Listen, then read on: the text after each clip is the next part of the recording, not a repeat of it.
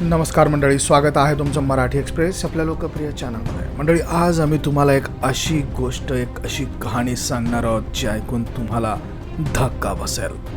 आजपर्यंत आपण अनेक प्रेम प्रकरणाशी संबंधित बातम्या आणि घटना ऐकल्या असतील, मात्र ही घटना ऐकून मी हादरून जाल. मंडळी, ही महिला जी तुम्हाला स्क्रीनवरती दिसते आहे, ही महिला 4 मुलांची आई आहे. तिचा पती हा मजुरीचं काम करता आणि तिच्या मागे जो पांढरा शर्ट घातलेला व्यक्ती आहे तो तिचा प्रियकर आहे आणि तो टॅक्सी चालवत होता. तर ही महिला बाडमेर, राजस्थानमधल्या बाडमेरहून आपल्या गावाला जायची आणि ज्या वेळेस ती गावी जायची त्यावेळेस एका टॅक्सीमधनं ती प्रवास करायची आणि ती टॅक्सी तिच्या प्रियकराची होती. त्या प्रवासादरम्यान या दोघांची गट्टी जमली आणि सगळ्याच गोष्टी झाल्या. आता काय काय झाल्या ते विचारू नका. त्यानंतर सतत बोलणं झालं, हळूहळू त्यांच्यात प्रेमसंबंध निर्माण झाले. पुढे दोघांनी मिळून एक भयंकर असा कट रचला, ज्याच्यामुळे संपूर्ण परिसरच काय, पूर्ण देश हादरून गेला. ही महिला बाडमेर जिल्ह्यातल्या गरल गावातली रहिवासी आणि तिचं नाव नेतल असं आहे.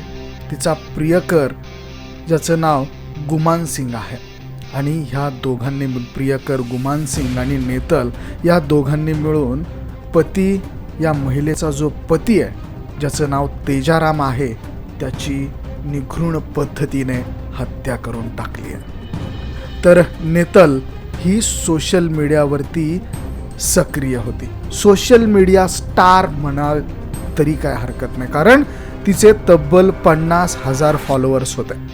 गेल्या 7-8 वर्षात तिचे अनेक पुरुषांसोबत प्रेमसंबंध होते. कुटुंबीय, नातेवाईक आणि समाजातल्या अनेक लोकांनी अनेक वेळा तिला समजावून सांगण्याचा प्रयत्न केला, पण काहीच परिणाम तिच्यावरती झाला नाही. काही दिवसापूर्वी तिचा पती तेजाराम हा मजुरीसाठी बाडमेरहून जालोर जिल्ह्यात गेला होता आणि त्या दरम्यान नेतल हे पतीला फोन करून सांगितलं की ती घरातून कुठेतरी निघून जाते. त्यानंतर पतीने गुमान सिंग जो तिचा प्रियकर आहे त्यालाच फोन करून सांगितलं की आपल्या पत्नीचा शोध तुम्ही घेतला पाहिजे. गुमान सिंगने त्याला तू बाडमेरला ये, आपण दोघे मिळून शोधू असं सांगितलं. ही संपूर्ण योजना आधीच आखून ठेवली गेलेली होती. तेजाराम ज्यावेळेस बाडमेरला पोहोचला त्यापूर्वीच नेतल आणि गुमान सिंग यांनी एका हॉटेलमध्ये ते थांबले. तेजाराम आल्यानंतर आधी त्याला दारू पाजण्यात आली, त्यानंतर दोघांनी त्याला बेदम मारहाण केली. नेतलने आपल्या 2 मुलांना हॉटेलच्या खोलीतच ठेवलं आणि प्रियकरासोबत तेजारामला गावाजवळील पाण्याच्या टाकीजवळ नेलं आणि तिथं पुन्हा त्याला मारहाण केली आणि त्याला पाण्याच्या टाकीमध्ये फेकून दिला, ज्यामुळे त्याचा मृत्यू झाला. त्यानंतर नेतलने आपल्या कुटुंबियांना सांगितलं की तिचा पती पाण्याच्या टाकीत पडला आणि त्याने आत्महत्या केली. मात्र पोलिसांनी सखोल अशी चौकशी केली, तांत्रिक पुरावे तपासले, त्याचबरोबर साथीदारांच्या जबाब आणि त्यामध्ये आलेलं जे काही उडवाउडवीची उत्तरं होती त्यातनं हे सगळं सत्य तपासात बाहेर आलं. नेतल आणि तिचा प्रियकर गुमान सिंग या दोघांनी मिळून तेजारामची हत्या केली होती.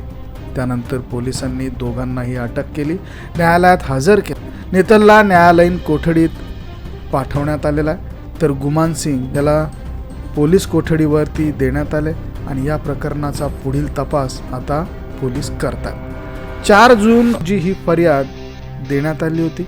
तेजाराम याचा मृतदेह मालपुरा फाट्याजवळ नोकडा रोडवरील पाण्याच्या टाकीत संशयास्पद अवस्थेमध्ये आढळून आला होता, अशी माहिती DCP रमेश कुमार शर्मा यांनी दिली.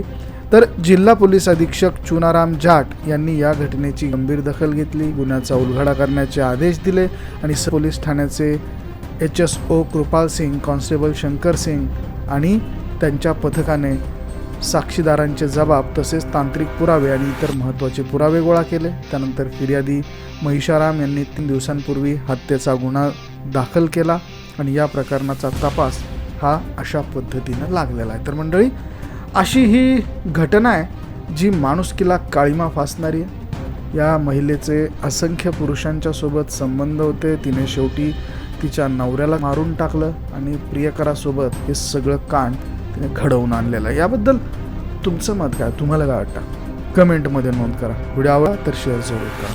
धन्यवाद.